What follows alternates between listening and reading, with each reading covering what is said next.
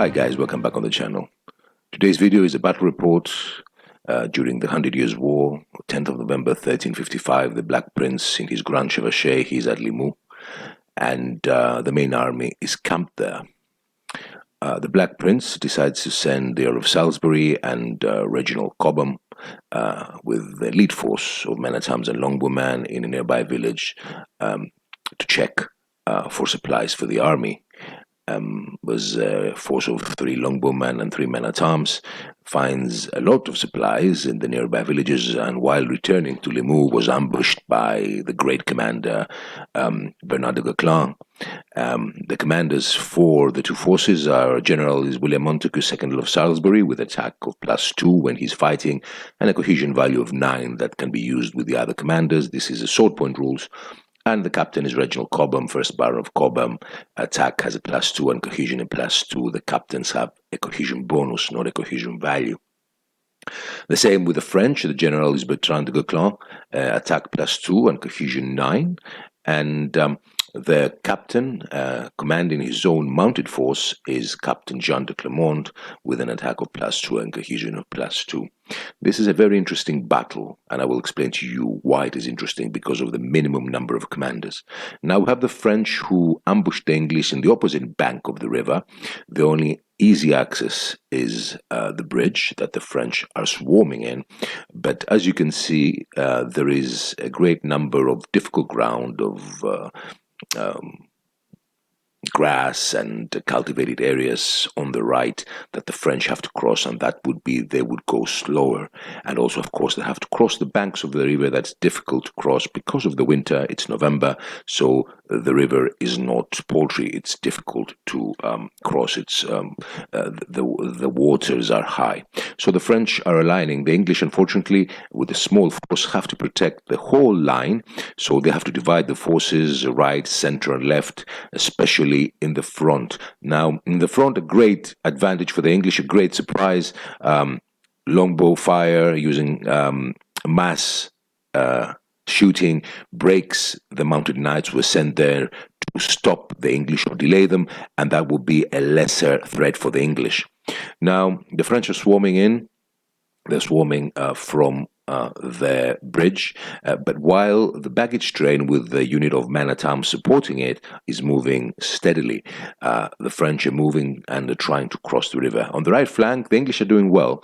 They're pushing the French, but the main battle will be in the center, where the longbowmen and the men-at-arms manage to take their high position, gives them bonus during melee and shooting, and at the same time, the French are moving slower. Now, again, very critical position is the top, where you see the English creating a line of battle with longbowmen and men-at-arms. You see, I decided to move the reserves from protecting the baggage to supporting the left flank of the English. That is overwhelming. You can see here the French are crossing, and not all the French line can be stopped by the English on the hill. So there is a very big danger for the English to be enveloped. Also, the baggage train is moving steadily, having the English having deposed the threat of the mounted knights in the north, but the two units that create a line of battle in the left flank of the English look vulnerable now. They are getting surrounded from everywhere. On the right flank of the English, down in the south, you see they pushed back the French. They are holding them. Salisbury is there helping with his cohesion value, but in the center there is a mistake that the French did, that the line of battle has the crossbowman in the center. And while shooting and moving, this was a good advantage because they could shoot everywhere, so they could support both parts of the main line. In melee, it was a weakening link. And in melee, the crossbowman charged with their other units of men-at-arms, and they're facing the longbowmen. Open order units cannot attack without cohesion value close order units, but longbowmen and crossbowmen are open order units. So there, the longbowmen having mauls are in an advantage. But let's go here where the English are in trouble. You see, I told you 2 units of men-at-arms cannot be stopped by the English on the hill. So there is a very, very interesting situation now where the English can be enveloped from both sides. Obviously, the unit I'm showing to you now has difficult ground, so will go slower. So I have to move the men-at-arms and support my longbowman flank. There is no other way. And also the men-at-arms, the mounted knights who came to support are crossing the river. There is space for them to maneuver and attack also the baggage. So the English are in trouble here on the left flank. It seems that the French are swarming. Their line of men-at-arms, supported by Reginald Cobham, giving them a +2, and his cohesion value, is holding, but Clermont, who lost his division, I showed you before, is here and will support the mounted knights. Now, a quite good result for the English, pushes back one part of the French line. The men-at-arms here on the left flank there is a space to attack the French mounted knights that are trying to, the French foot knights, as you can see, in difficult ground when trying to envelop. But now the space is becoming small for the mounted knights. So here the English right flank is going very well. They don't have any problems. And here again, as you said, the baggage is moving, the baggage train is moving. It has to reach the end of the table in order for the English to win. But here you see the English are in grave danger of being enveloped by 2 units of very strong French men-at-arms, and we have only the reserves. Now the reserves will make a choice. They will probably attack the French knights on the hill, but we'll talk about this later. Again, the English are pushing from the right flank, doing well. The center, this is where the most critical part of the battle was. This is what really changed the balance of power in the left flank of the English. The longbowman broke the crossbowman. The longbowman having molds and being more experienced in hand-to-hand combat than the crossbowman, it was a mistake from the French side. They were broken. Now, this won't affect the command and the French command as a morale, because these are low quality unit and it won't affect their foot knights, so they don't have to roll for a cohesion test for a unit breaking. But the longbowman means that they are now free to try and support the left flank. Again, as you can see, the English unexpectedly and with very well organized and shooting and actually dicing, they push the French back again, closing the gap and the access for the mounted knights. Obviously here on the right you can see the French on the hill. They are in great danger. Very clearly you see the baggage train moving. The English are holding still the line, but now we have the longbowmen, as you can see, that they are free and they can support.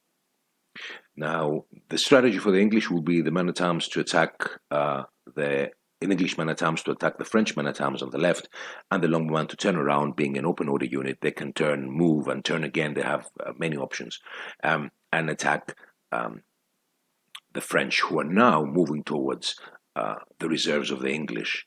The French, if the French depose of this unit, and considering that the other unit in the north is moving slowly because it's on difficult ground, but it's not challenged, this is the end of the English. The battle is very close in ending. The French are swarming from everywhere. The center, the left flank of the English is holding, but the extra, as you can see here, the French are moving slowly, but they're moving unchallenged. So the extra units of the French creates big problem to the English. You see Salisbury moved from his right flank to support, because this is where the critical part of the battle is, and obviously you see the French commander Bertrand de Gaucoin, who is there to support again with his cohesion. The problem with this battle, and the reason I did it, is because first of all, the English were a foraging party. They couldn't have many commanders, so they had 2. They were a smaller force, but they had only 2. The French, on the other hand, with Bertrand de Gaucoin, who had problems because he was a lower class noble, and he didn't have many commanders following him, so he had his own retinue. Again, we have fewer commanders. So in this situation, when units break, it's very difficult for a captain or a general to rally them, because they cannot be everywhere. Another special condition that has to be considered in this battle. So although the French are stronger, if a unit breaks, it's very difficult for the commander and one captain to rally them. They have to rally the ones they believe are important. Now, the English longbowmen, as I said before, they managed to break the crossbowman, and now they did an about turn and they moved, an advantage that open order troops have. The English are doing extremely well in the left flank here. They keep pushing the French men-at-arms, and now with pushing them, they closed the access to the mounted knights. The mounted knights would have been commanded by a constable would have been a great threat if they crossed. There was plenty of gap there, but now it's impossible with the English pushing back almost to the river banks, the French. This is a good advantage for the English because at least the mounted knights are not going to be an issue. At least at the moment. On the right flank, the English are still really parading. They're just destroying the French, pushing them back. They're quite safe. And at the same time, in the center also, the English men-at-arms are gaining the advantage of pushing back the French. The French haven't lost. You see the disorder markers in the back with these flags and these stones. They haven't lost, but they're still occupying English units. Still, there is a deep problem in the balance of power on the English left, but at least the center and the right flank are safe. So here the English are going to do what they're going to do first. The English longbowmen from close range, they're going to shoot. The French foot knights in the back.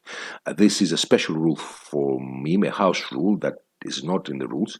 It's not in the sword point rules, where you get actually plenty of advantages shooting an opponent in the rear and in the flank. It's a house rule. If anybody's interested, you can find it in one of my videos, house rules for sword point rules. So the English will now shoot at the almost, let's say, surrounded French men-at-arms, while obviously the baggage train is still moving. It's still moving towards its goal to reach the other side of the table. The English are doing well. They're discouraging. The most important for the English is to discourage the French, not necessarily to remove bases. Discouraging them would mean that in the next round, where obviously the English will attack, they will fight with depleted and negative modifiers, and being obviously flanked or attacked to the rear by the English longbowman, this will be probably a disaster. So the French are attacked from both sides. They have to take a cohesion test, the pass being a high-quality unit. But if you lose a Mali now, you're finished. You don't have anywhere to be pushed back. If a unit doesn't have anywhere to be pushed back, it breaks, even if it's the Mali result is not for the unit breaking. So with this strategy, the English deposed of a very the unit that threats. Now, what's going to happen here? You see in the center, here on the right flank or the left flank of the English are holding, the pushing the French back on the banks of the river, and the mounted knights now decided to leave and try to cross from another location. This would be a big delay for the French, as the ground is difficult. Now, because of the French unit breaking, we have to take cohesion tests for all units. It's a high-ranking unit. We have to take a cohesion test for all units who are 12 inches from the French. So there is a chance that the unit now attacking the baggage or going slower will break because obviously it doesn't have a captain close. The captains are, you see, Bertrand Guesclin is further away and they cannot use cohesion, and that what happens exactly. The unit breaks. It doesn't pass the cohesion test. They see the comrades breaking. This is something that happens in sword point. There could be a cumulative a wave of breaking if your units don't pass, or if you don't the cohesion tests, or if you don't place your commanders in good positions to support. And especially, as I told you before, on purpose, I have few commanders, so it would be difficult to rally everybody. Again, the English are holding. The French are really congested in the backs, in the bridge and the river banks. But you can see here on the left, close to the village, the commander is coming to rally the broken units. It's not difficult, but he can. Now the French decided to move across and try to cross the river from another location. They're impetuous, so they have to attack the English in the flanks, the English in the center, who have an advantage against the French. You see they're pushing them back. But unfortunately, the impetuous French, I couldn't hold them, a rule called arrogant pride, and I couldn't hold them, charged the English, but unfortunately, there was a unit of longbowmen, the longbow unit, that really changed the balance of power, and they would attack them in the flanks, and that would be a disaster for the French. You see, it's a combination of of the French, as you see here, failing their arrogant pride interest rule and charging the English in the flanks, and at the same time, the English held, and at the same time, the longbowmen attacking them. Now, in the center, the French rallied the broken unit, but this time the English reserves, as you can see, were free to attack them and block them. The baggage train is moving, the carts are moving, they're almost reached the end of the field, so the English probably will win this point. But the center, you see the center of the English held. Here, as you see, the mounted knights broke, and this caused a cumulative breaking, the high knight morale test. The knights are very high-ranking units, so many units cumulatively had to take cohesion tests. The French lost quite a few units, and the English really are wrapping up on the right flank. Again, you see the baggage train is moving, but one unit you see here in the back, it's escaped the English left flank and right flank, and it's moving towards the baggage. It's far away. It's not going to be able to reach it because the baggage now it's moving out of the difficult ground. As I said, again, the English are wrapping up the center. The right flank now is coming to the center and supporting the center of the army, flanking the French, and the units are basically. It's a matter of time until they break. The English longbowmen, though, still doesn't matter. They're hunting the French unit that's trying to reach the cart. But it's quite the end for the French now. There is not much to do. The units have been breaking continuously. Also, the center was held here. This unit is broken from the envelopment of the right flank, and this would mean that they will fall below their army breaking point, and they will break. The English won the center and the right, and the mistake was that the crossbowmen were used in hand-to-hand combat in the line of battle, being a very weak unit, and longbowmen really took advantage of this. In the center, the French didn't do bad, although they were pushed back, but they held the English. They reached a point where they could envelop the English and win the battle. It was very close. Two French units, uncontested, were reaching the baggage train, but the English held. The English held well. The loss of the longbowman left an extra unit for the loss of the crossbowman for the French left an extra unit for the English to be able to attack and support the reserve men-at-arms who were facing two opponents. So in this way, the English won. The baggage train, as you can see, reached the edge of the table, and it was a really great battle, very enjoyable for me, and nice. It is nice because it was congested with difficult ground, river. It was a very interesting combat. The rules are sword point rules with €100 supplement, and the miniatures were from Claymore Castings. Anyway, guys, I hope you enjoyed this battle report. Thank you so much for watching, and bye-bye. Have a great weekend.